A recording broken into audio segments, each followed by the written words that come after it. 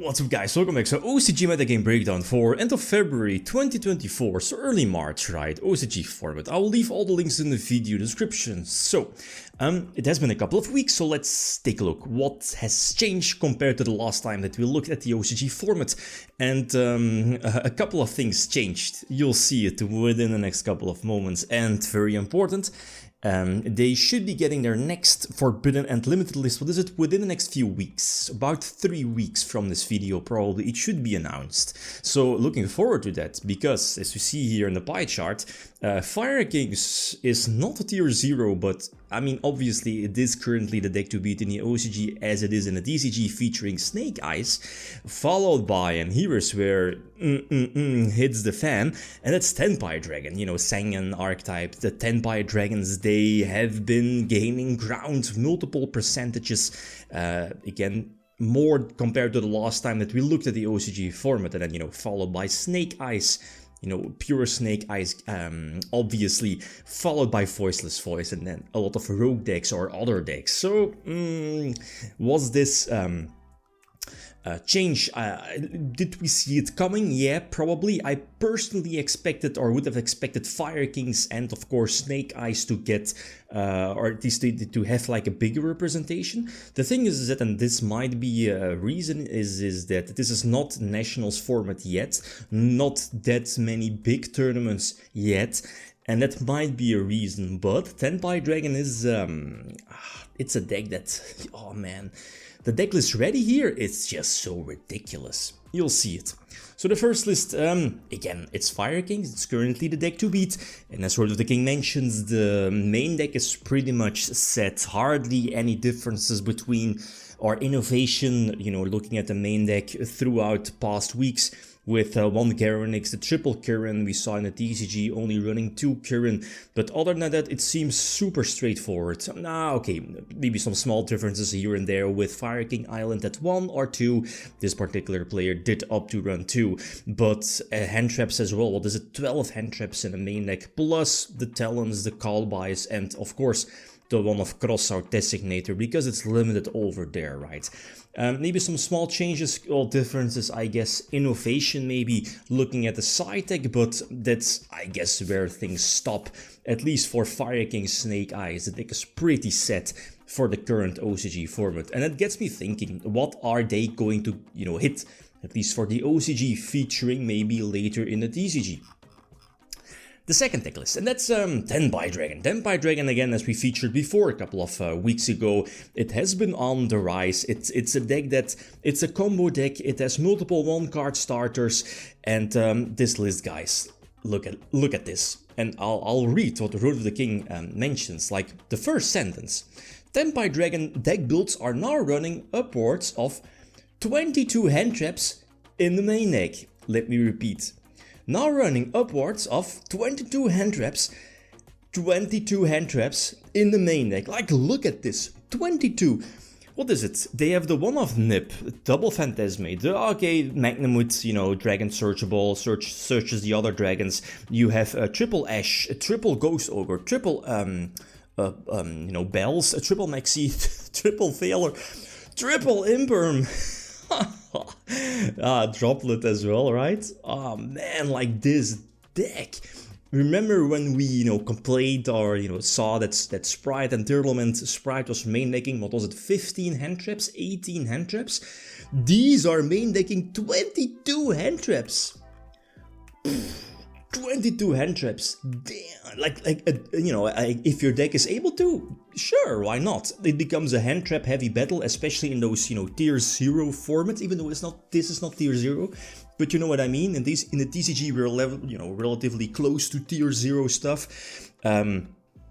Anyway, one of the cards that's being mentioned on the Road of the King is, what is it called? The trap card. The old school name was, what was it? Rumpelteufel?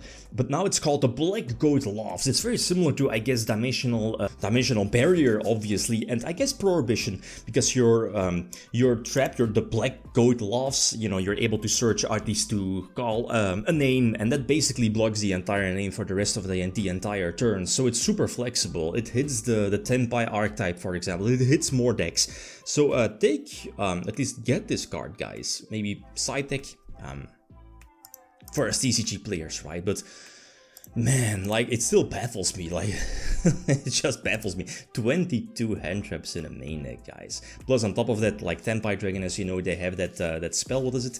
Yeah, that very similar to Magical Midbreaker Field that gives you the protection during main phase 1. Insane, insane, insane. And on top of that, they are main decking the same OTK combo as, you know, Snake Eyes Fire Kings with Sealantis and the Salamangreat Great Link 4. Might get Sealantis banned, I don't know.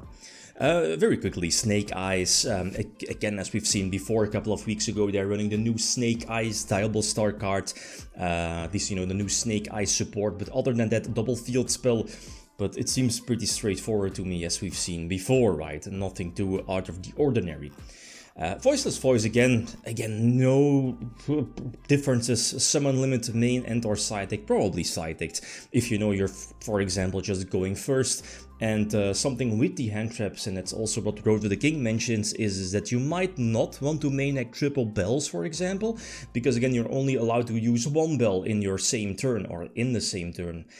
So maybe 2 bell and 1 DD Crow, they almost have the same purpose. Well, okay, your bell does protect you against Callby. The Crow doesn't do that, but you know what I mean. So it kind of gives you more options to combat your opponent's turn and your opponent's hand traps as well. So, it's a strange format, really strange format. But Tenpai running 22 hand traps, I feel for me it's still mind blowing.